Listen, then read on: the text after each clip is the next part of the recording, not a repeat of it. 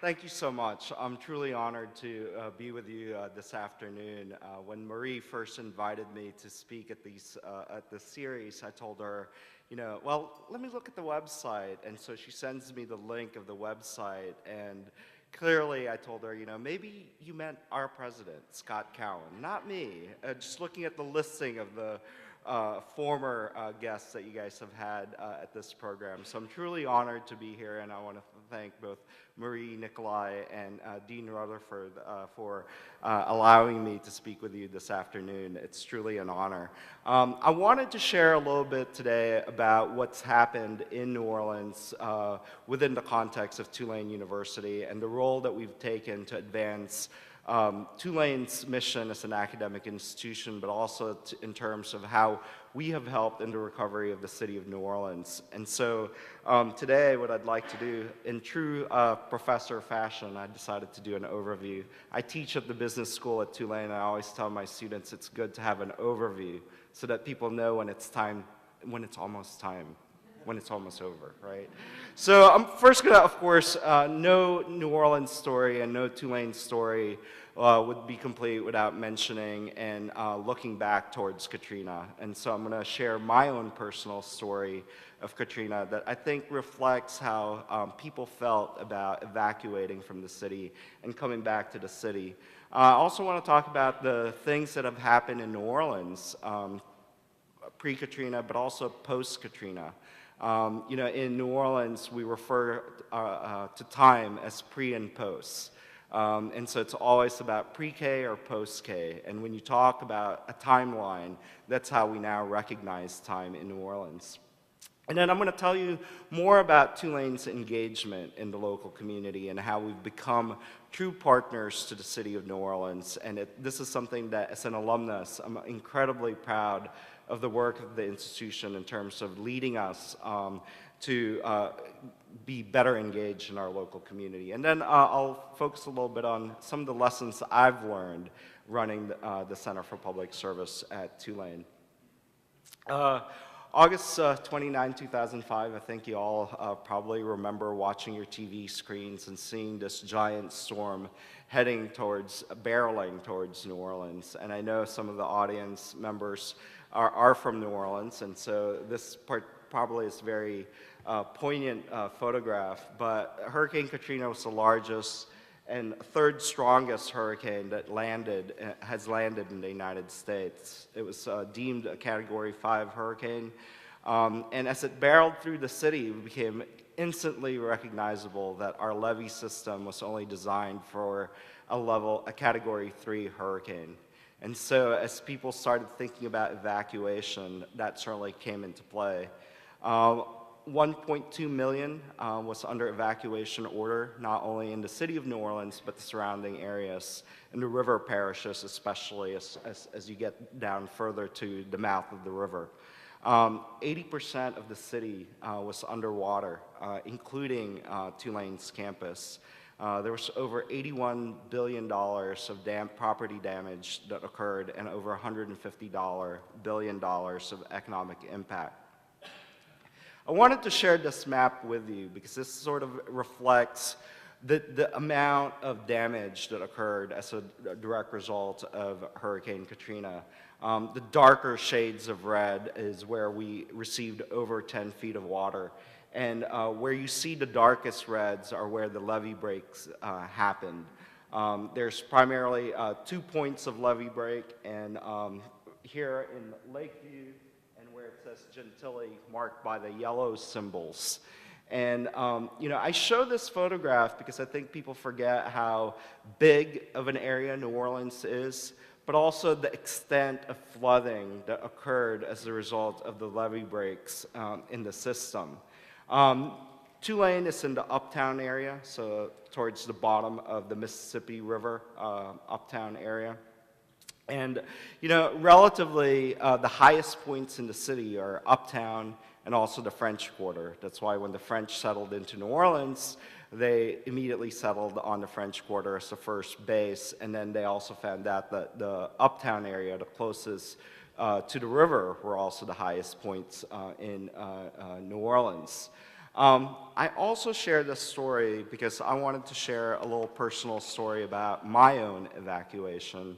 As with every New Orleanian, we get constant calls for evacuation. And so when people say it's time to evacuate, New Orleanians, more often than not, don't follow it because we've been told to evacuate, and a trip from New Orleans to Baton Rouge usually takes about an hour and 10 minutes. During an evacuation, it could take anywhere from 10 to 20 hours to travel that same distance. And so we typically do not heed the call for evacuation. And typically, if you have the resources, you do what we call a vertical integration. You check into a hotel and reserve a room. And you bring enough resources, beer, wine, and have a party for 2 to 3 days. And so, so when this storm came barreling in, I think people really took the opportunity to take stock of what was happening in the city, and a lot of people were able to heed the calls for evacuation, but there were some of us that did not do so. So I count myself amongst those that at the very last minute decided to evacuate. And only after calls by both my parents and my partner's parents did we decide to leave. We were actually having hamburgers with friends, seeing this big thing coming into New Orleans, and we said, oh, we're fine. And, a couple hours later at 3 o'clock, we heard that some of the parish workers were evacuating their posts from protecting some of the systems that the city requires. That's when we took our cue and we decided to leave.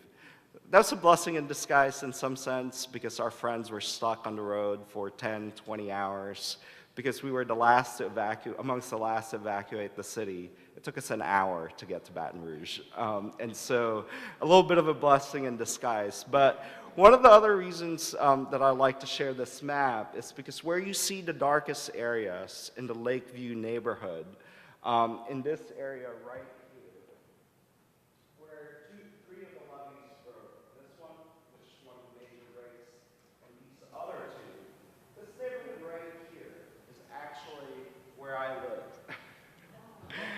And so, my partner and I had just sold our home in the Uptown neighborhood.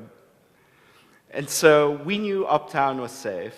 It was always one of the highest grounds in New Orleans. And we had just recently moved to the area called Lake Vista. And, when we moved in a year before the storm, our neighbors told us, well, this is great. We're 8 feet above sea level. When we reclaimed this from the lake, we're 8 feet above sea level. Mind you, the rest of the city is about a foot below sea level. And so we never thought of anything about it. So as we evacuated, a day later, we were at a friend's house, and they said, city was spared. A couple hours later, levees had broken. So we knew, because three breaks were surrounding our neighborhood, that we were goners. Our house was a goner. But actually, miraculously, our house was safe. It was the only lake neighborhood that was spared any damage from Hurricane Katrina. So we were able to walk back into our home safely. And in fact, my partner as a physician, we were also allowed to come back into the city because the National Guard that was protecting the city and preventing people from going in thought that he was working for the coroner's office. And so as they waved us in, they said, you have a lot of work to do. And we were able to get back into our home within 2 weeks after the storm. And we saw the devastation that was Hurricane Katrina. And so not so many people were fortunate as a result of Hurricane Katrina. So since then, it's been a little over 9 years since the storm has occurred. And so we have really moved on from this experience. And actually, even at my center at Tulane, we've started taking Katrina away from our language. We can't rest on Katrina and defining who we are by this storm.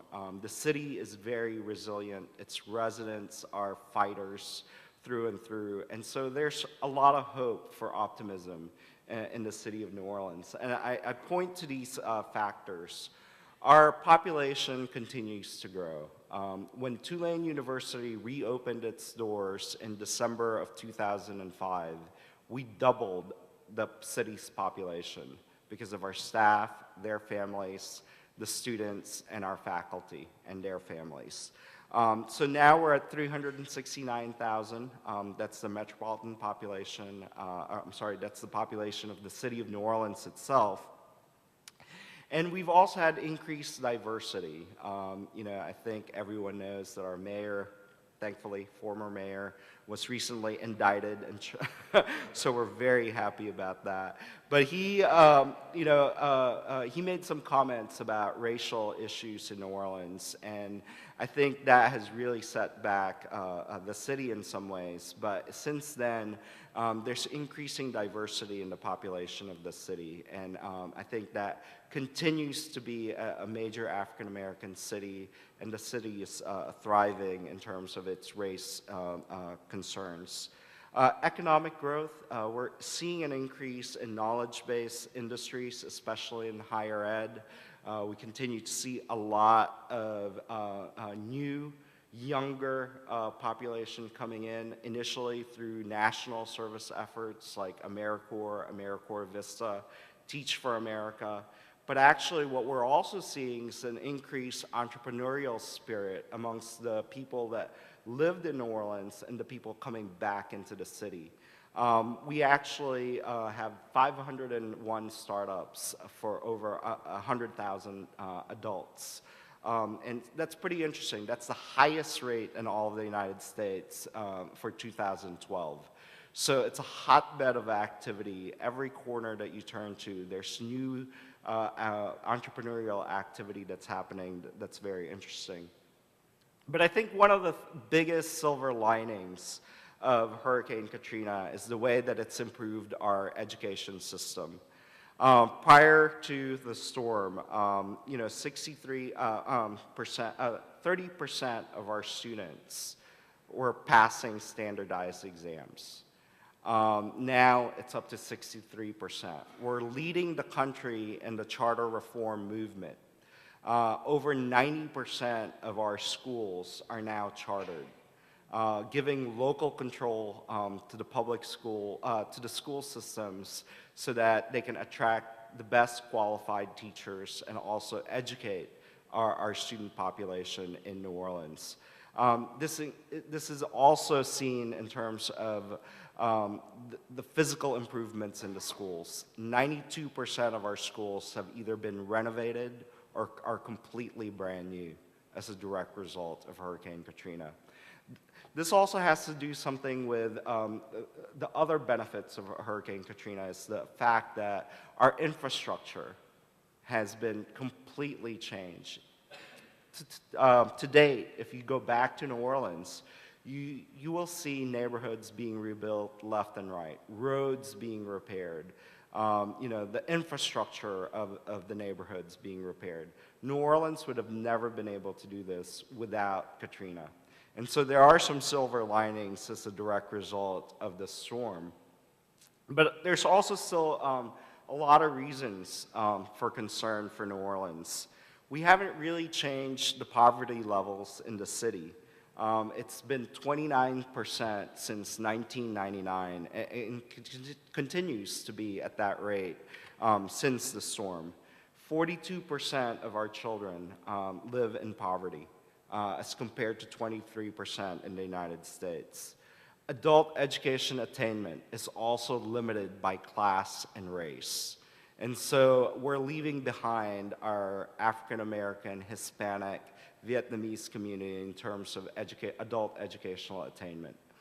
Housing affordability is also an issue. Right now, New Orleans is probably experiencing one of the highest booms in real estate. When you put your house on the market on the first day, you will get no less than 5 to 8 offers, full price and above. especially if you lived in the areas that did not flood, mainly the areas around the Uptown University campus, my neighborhood, the French Quarter, and the surrounding neighborhoods near the French Quarter. You see a lot of those homes being bought up, unfortunately, not by residents, but by high-income earners from New York and California. So we're actually squeezing out the residents of New Orleans from becoming homeowners.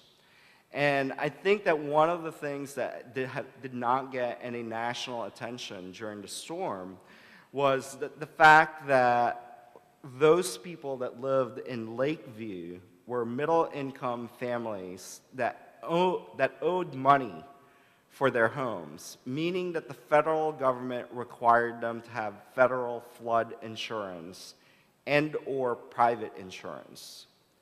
So because they didn't own their homes, they were required to have insurance. Because they have insurance, they were able to rebuild very quickly, because they didn't need to rely on federal assistance or until the federal assistance came before they started rebuilding. You take that to the lower Ninth Ward. The lower Ninth Ward is mostly African American, mostly lower income. Those homes are owned outright by those families. And they were the ones that suffered because they weren't required to have any insurance whatsoever. Because if you owned your home, you're not required. And so as finances became difficult, that's one of the first things you let go. And so it's actually the true homeowners of New Orleans that suffered as a direct result of Katrina. It's because everybody else owed money on their homes. And I think that's something that wasn't elevated in the national conversation, that it was actually these homeowners that suffered the most because of policies set before them. Another thing that's worrisome in New Orleans is our crime rate. We still have a very high crime rate. It's 792 per 100,000 residents. Compared that with half the average in the United States. Coastal erosion is a big problem in New Orleans, and any coastal city in the United States. But particularly for New Orleans, it's troublesome because it protects us from these large hurricanes. And until we build the coast back up, these hurricanes will not have anything to weaken them as they barrel down through New Orleans. The other thing that's happening is that, federal resources are winding down. New Orleans has been a benefactor of the largesse of the federal government because of Hurricane Katrina. And so now, 9 years after the storm, it's really, those resources are now dwindling. And in fact, in about 2 years, it will get back to the normal levels that every other state receives.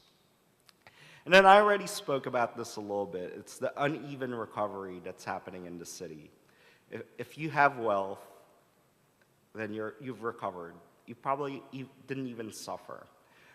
If you didn't have it to begin with, you continue to suffer. And New Orleans' population was around 430,000 prior to the storm. As I mentioned earlier, we're now at 380 some odd thousand residents. Of that 380,000 residents, only 290,000 of them are true New Orleanians, people that lived in New Orleans prior to. So if you look at displacement, we've actually displaced over 120,000 New Orleanians since the storm, and they'll probably never come back.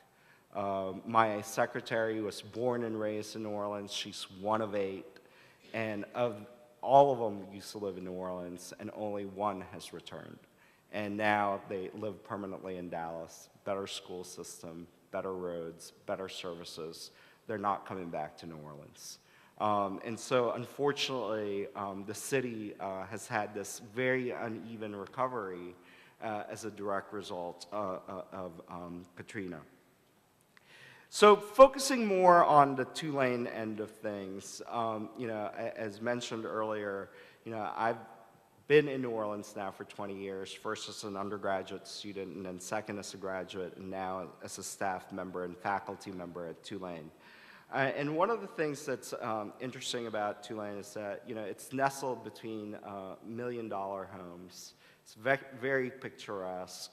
And one of the things that we don't do very well, at least pre-storm, was to engage the local community and partner with them.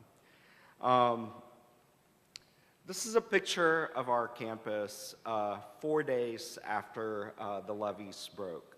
This is a picture on the back side of our campus. This was our baseball stadium.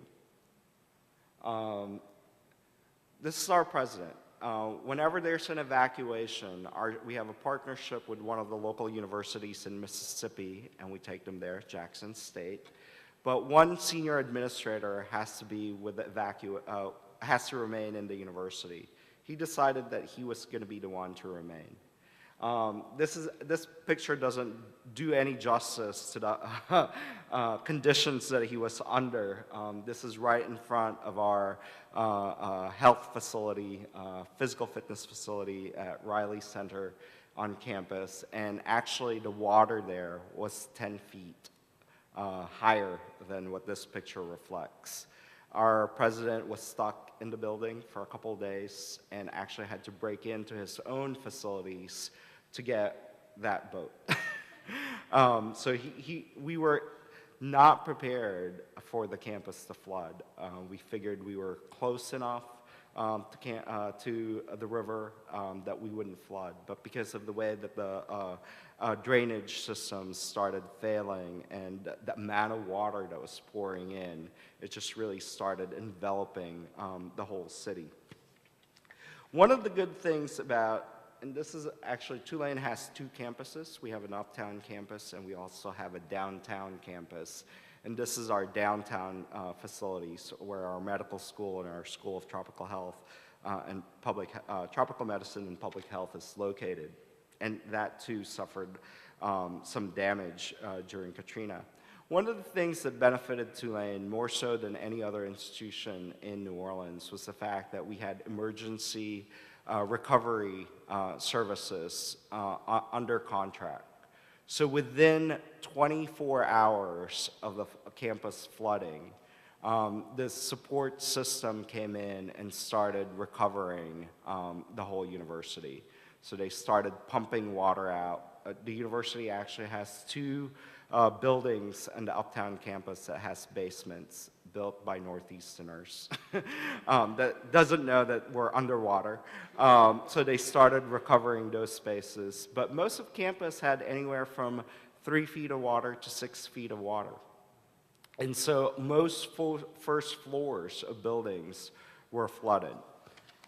But unlike other institutions in the city, we were able to recover much quickly because we had the resources mobilized immediately to recover the physical assets of the university.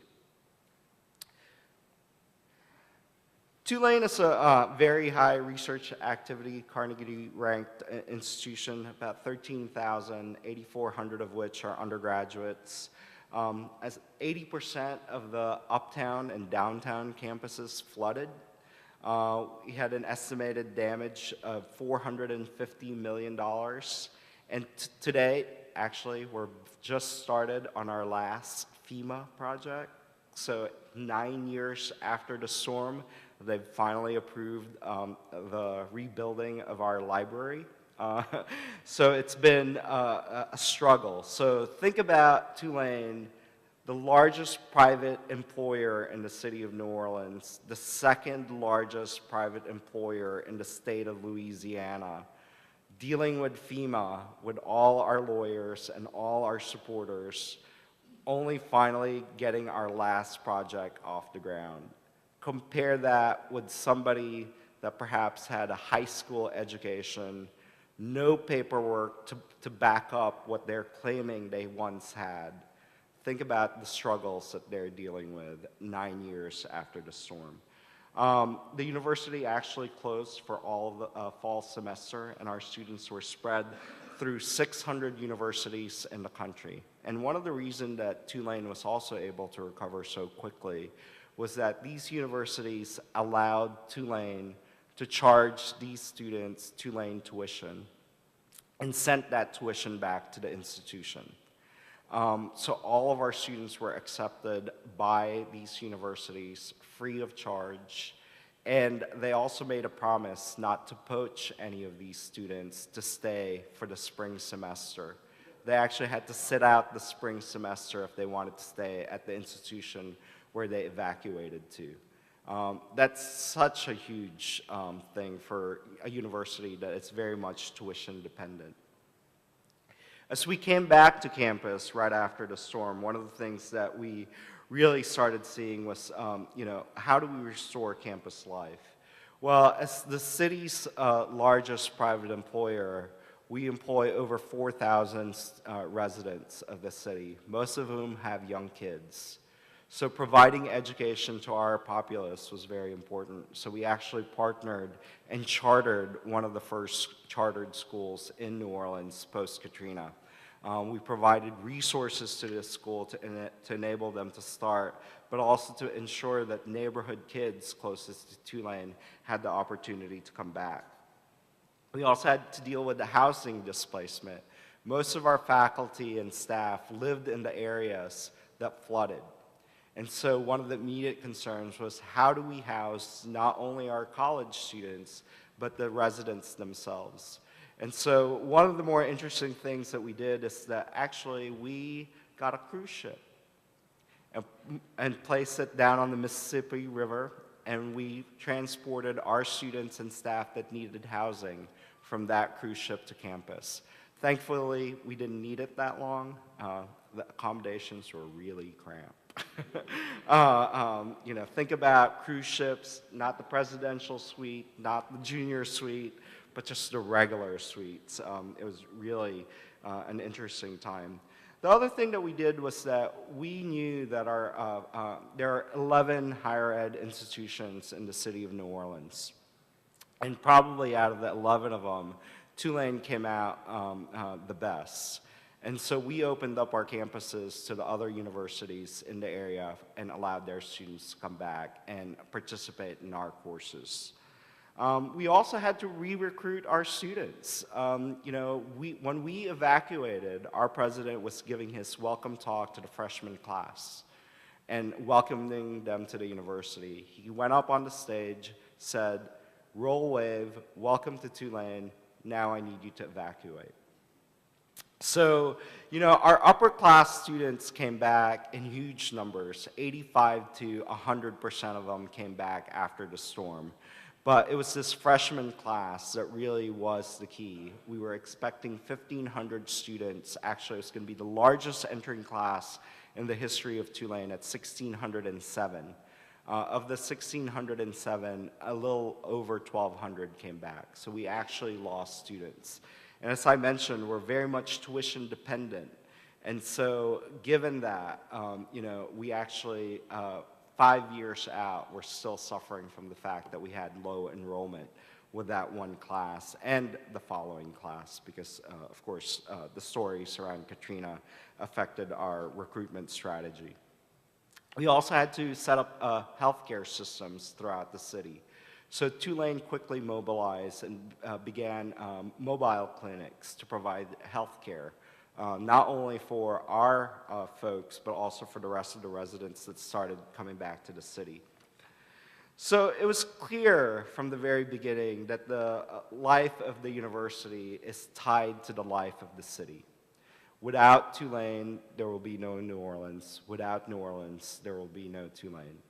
And so the university decided to come up with a renewal plan. And paramount to this renewal plan is our focus on engagement.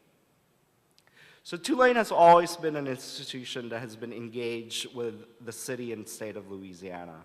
It had its origins as a medical school, Paul Tulane Medical School, Louisiana State Medical School, rather.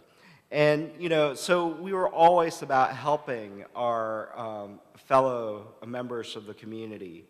But we sidetracked a little bit throughout the decades, and we lost our focus on that engagement with the community. So this retrenchment back to engaging our local community became a rallying cry for the university moving forward.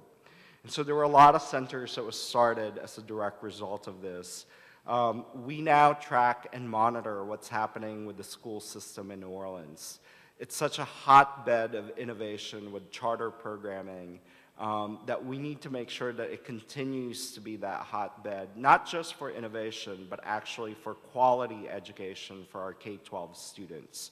So we've now taken the role of really looking at public education and making sure that those that are in power are accountable to the things that they're doing. Infrastructure to the city is also important, so our School of Architecture is leading that. As I mentioned, we have many community health clinics, probably, again, a hotbed of innovation in terms of providing health care locally as opposed to the big hospitals. Entrepreneurial spirit continues to thrive.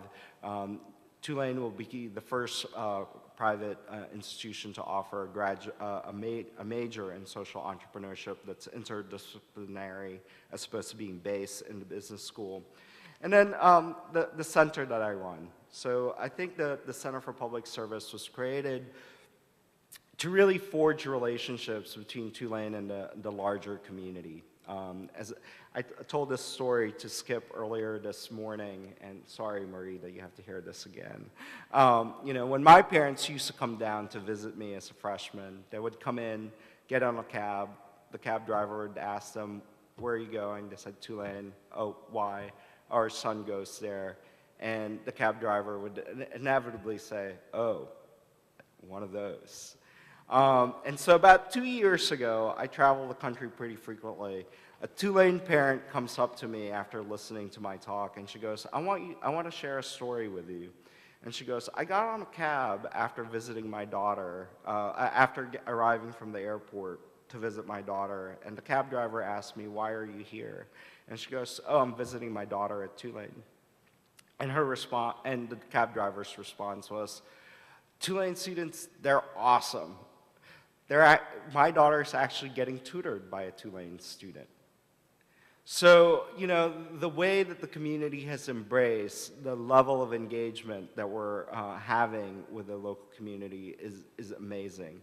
As an undergraduate student, I ran an ACT prep program for local high school students, and I ran it out of a public housing unit in New Orleans, the C.J. Pete Magnolia Project, probably one of the most crime-ridden, heavily armed neighborhoods in all of New Orleans back in the 90s.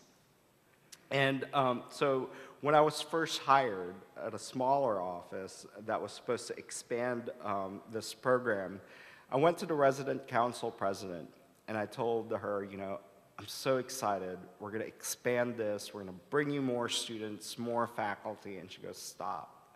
And I said, "What? I thought you'd be excited." And she goes, "No, I'm not.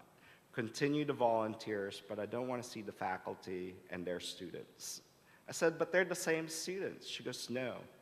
Once you bring faculty into the equation, they're going to do research, they're going to help us while they're here. As soon as they collect the data, they'll leave."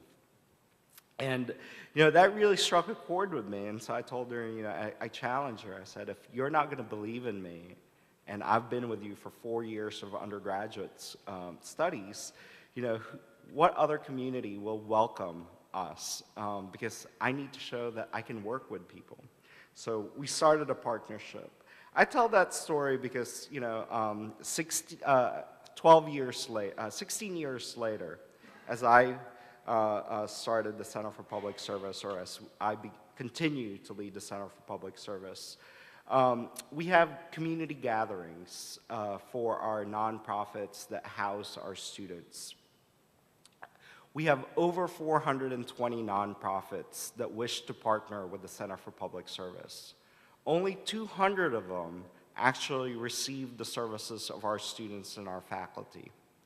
So I always wonder why the other 220 nonprofits, some of whom have been partners for us since 2006, have never received any student or faculty support, continue to engage with us. They have to update their profiles on a database yearly, otherwise they get kicked out, yet they continue to update. So I continually ask them why this is the case. And the answer is pretty clear. They continue to support us because they like the direction that the university is headed. They want to show their support for the university, and they want our students to continue telling the story of New Orleans and the resilience and recovery that's happening in the city of New Orleans. So pretty dramatic change of how the community perceives the institution in general. So the Center for Public Service does a lot of its work in support of our public service graduation requirement. We're the only private Research One institution in the whole country that has a curricular requirement for public service. Our students are required to take a service learning course, and we have 260 courses offered annually that are designated as service learning when they're freshmen or before they reach their 5th semester at Tulane. And then as sophomores and above, they can participate in other activities to complete the requirement. We send out over 12,000 students annually in the city of New Orleans. We contribute over 520,000 hours of service to the city of New Orleans. I was just telling Skip earlier this morning that one of the things that I want to be able to better assess is the impact that we're having in the community. You know, I can go site by site and tell you what our students have accomplished. I can tell you that a student wrote and completed and received a $120,000 grant for a nonprofit agency. I can tell you that this one student has been able to tutor a child to read to grade level. I can do that for all 200 organizations that partner with us. But what we've not been able to do collectively is to tell you how we've been able to move the needle in some of the issues that I mentioned earlier.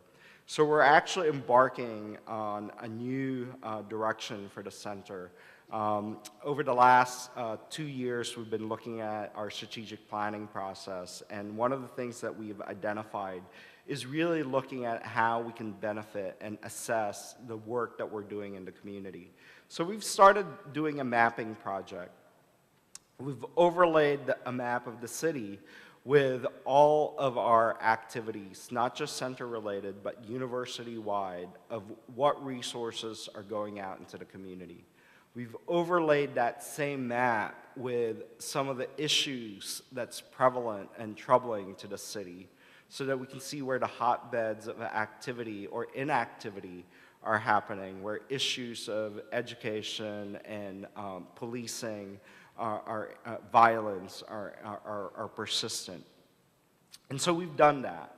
We're going to now identify a neighborhood that we're going to focus our efforts on. And it's actually this neighborhood that will receive the bulk of our focus over the next 5 years. We're going to be working with community leaders, community members, to identify the things that they want us to move the needle on, and we're going to track that alongside our community partners. One thing that we're clear about is that this whole engagement is not about Tulane benefiting the community. It's about Tulane working to improve our communities collaboratively with the people that are affected by it, which also includes our faculty, our staff, all of us. And so we come at this engagement as equals. I always like to tell my faculty colleagues that this engagement is not, our community partners are not partners. They're actually co-educators. Once we start beginning to see that the community itself has values and has resources to share, then that's the only way that these kind of engaged activities will help our institutions. Higher ed is being called upon to act and help their communities. These kinds of programmings are not if, they're not a when question, they're a now question. Every institution has to ask what purpose they serve to their local communities. For Tulane, our engagement really comes down to several factors. I have to convince administrators, not our president, not our provost, but others, deans, faculty chair, department chairs, of why this is important to the institution. But I also have to sell it to parents, to students. So these are some of the things that I share with them and why this whole engagement is important. From an institutional standpoint, Tulane's admission, we had 18,000 applications for 1,500 slots prior to Katrina. Post-Katrina, that dropped to 12,000 applications for the same 1,500 slots. Several years later, as we started engaging our students in the work of the community and sending a message out to the broader community about our involvement, our application went as high as 44,000 applications for the same 1,500 slots. We are now one of the most selective universities in the country. Our faculty love our students because they are brighter, smarter than any other previous class that they've received. I always tell my dad that probably I would not have been able to go to Tulane University, to his chagrin. Doing this also advances the academic rigor. We have research data on this, not just anecdotal, where our students are saying that because of this engagement, they're having to think about what they're learning in the classroom and applying that. And that takes much more time. So for a city like New Orleans, where there are many opportunities to party, this is something that, really parents love, right? It's something that engages their students more in why they're at Tulane. Our retention rates have also improved. Universities suffer a lot in terms of retaining students from freshman year to sophomore year. And we've been able to engage our students in the community, and they report that one of the reasons that they stay, if they thought about leaving, was because they have several different entry points into the community. They have a connection to the university with the faculty and staff. But then we've layered that now with opportunities to engage with local residents. And that's what's keeping them, is those relationships that they're building throughout. Community connections, I think I gave several examples already of how the community has really changed their opinions of the institution. I think for faculty, one of the more interesting nuances around faculty is that Tulane now has been able to attract faculty that we've never been able to attract before. And they're attracted to us because they know they'll be supported in their engaged work. As mentioned in my introduction, I serve on Harvard's board for public service, and we just had our meeting last month in Boston. And one of the things that we were discussing was in terms of faculty recruitment. And one of the issues that came up for the Harvard faculty was that they were becoming more and more so white. But if you look at graduate studies, the people coming out of graduate schools are becoming more and more diverse. And so what's one way to attract those diverse faculty into the institution? It's through engagement. A lot of the faculty coming into the professoriate are faculty that wish to engage, that don't want to do the traditional forms of lecturing, of research. They really want to engage. And so I believe that's already happening at Tulane. We're attracting faculty that we never have attracted before. But also from a faculty perspective, one of the things that's really been very positive for us is that we've actually been able to garner research dollars. And as you know, most institutions thrive on federal funding to keep the doors open.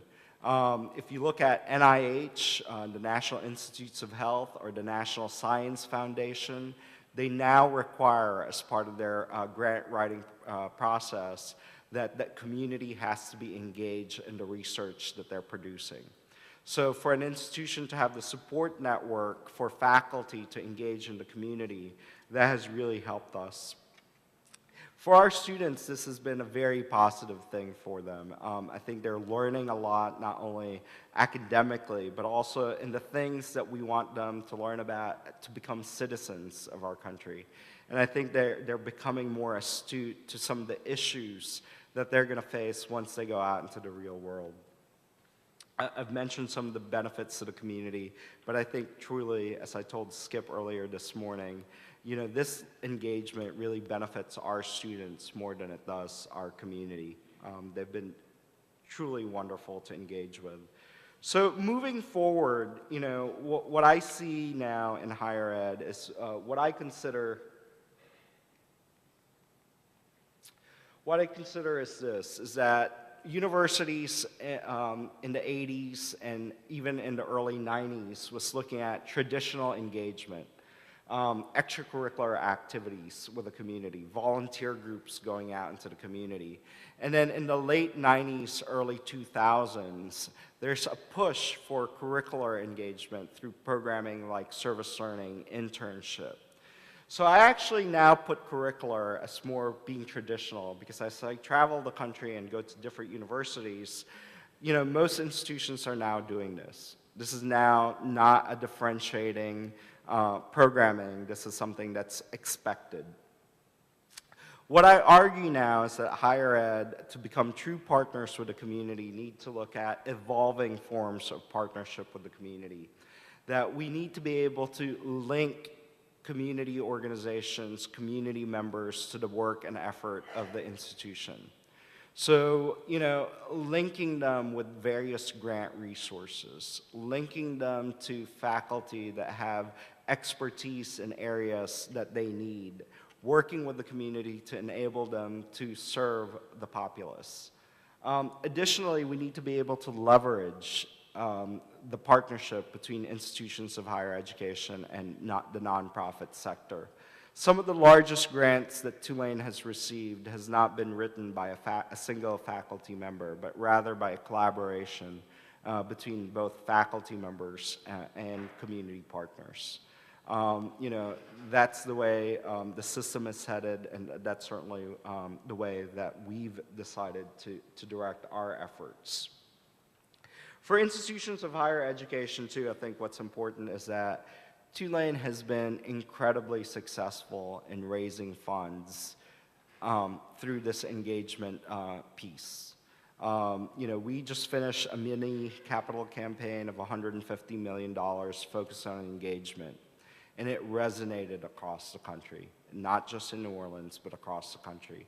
We're about to start, we're in a silent phase of a capital campaign for $1 billion, and engagement is one of the focus areas of that. And so for academics and institutions of higher education, this is certainly one way to increase funds. I wrap up by just sharing a few of the lessons learned, that we've gone through this process. Change is never easy. When you tell faculty they have to do something different, it's not the easiest thing for them to say, yes, let's do it. We have to change the culture of the university to become an engaged university. We also need to be able to determine what success is. And so, what are you going to be happy with at the end of the day? And sometimes you have to go outside of yourselves and really work with the community to be able to truly evaluate and assess the work that you're doing.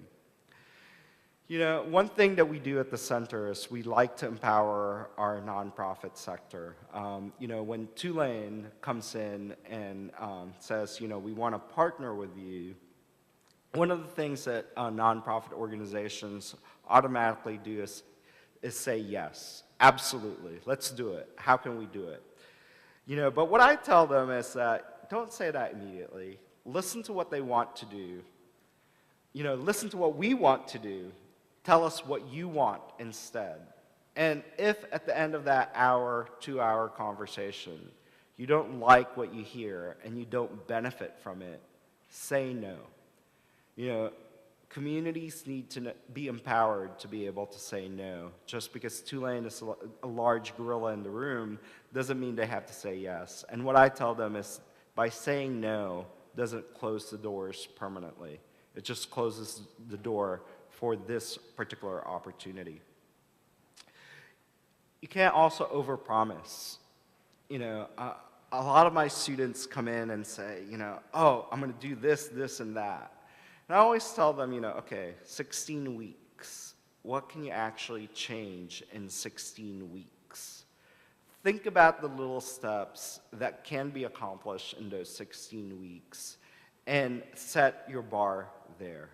Don't set the bar in terms of eradicating poverty. You won't do that. As much as I would love for you to do it, you won't be able to do it. The other thing that I wish to share is in terms of funding. I think higher ed, always tends to say, well, we don't have money to do that. We don't have the resources to do that. And I think that we need to be creative in the ways that we're able to fund programs like this. And we need to mobilize whatever resources that we do have in order for us to be able to launch and successfully implement these programs. So I thank you so much for the opportunity to be with you guys this afternoon, and I thank you for listening, and again, I'm so thankful for the opportunity. Thank you very much.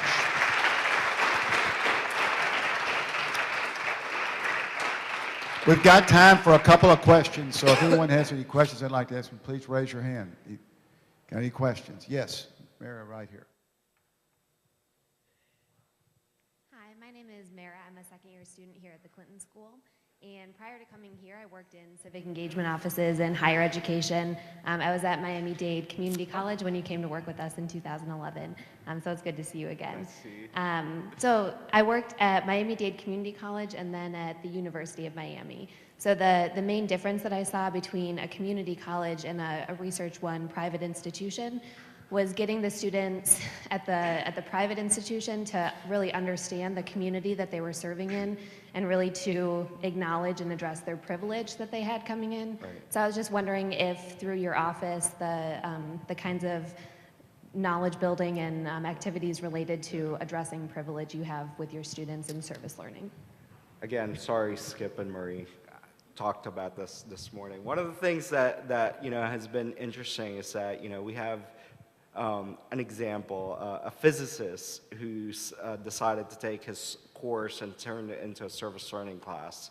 He's doing experiments in the college classroom. He's asking his college students to take the same experiments and translate it so a high school student can understand it. And so they do that quite well. But then when the students go into the high schools are quite different than their own.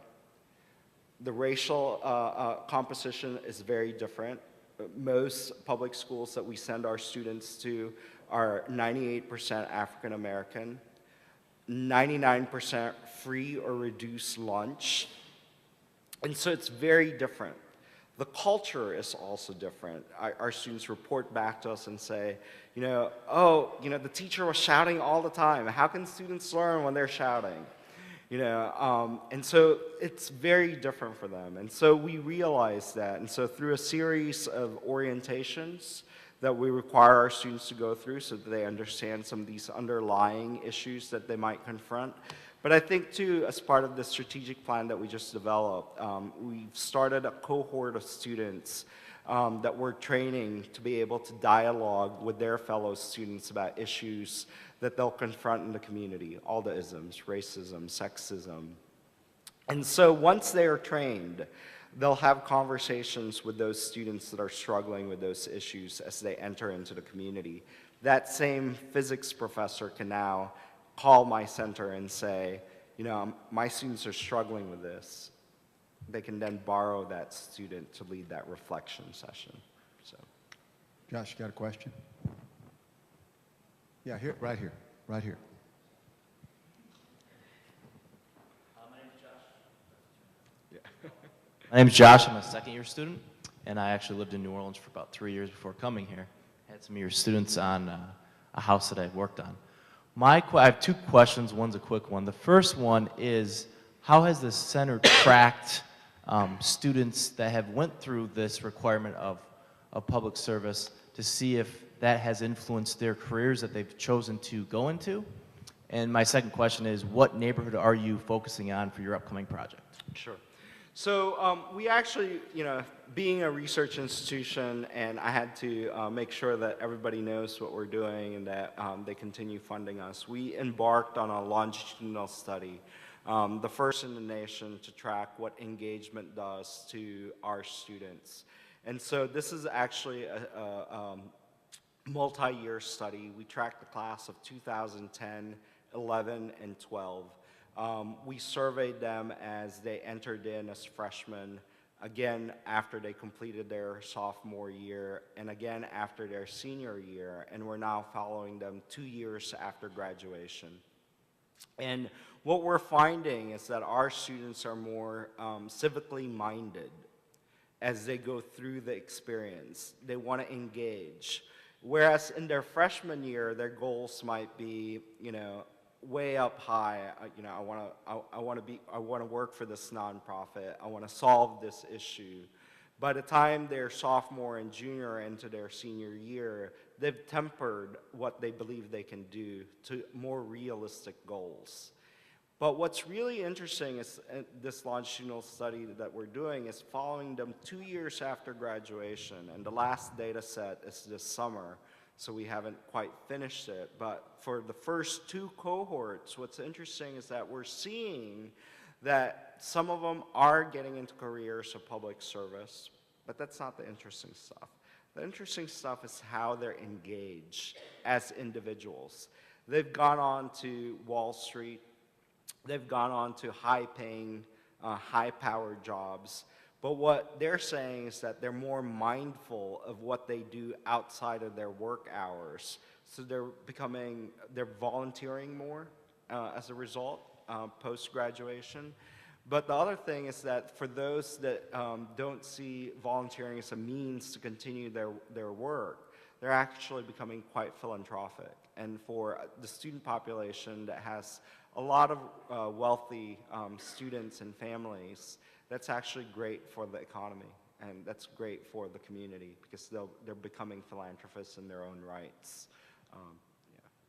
Vince, as a parent of a Tulane student who was relocated for her fall semester but who came back to Tulane in the spring semester after Katrina, I want to thank you and Tulane for the example you set then and the example you are setting now. You set the bar pretty high.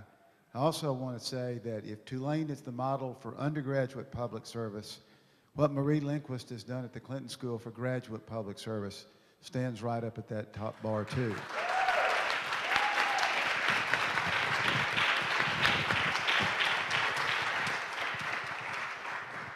So you can see there's going to be more Tulane-Clinton School collaboration in the future. Let's thank Vince for being here.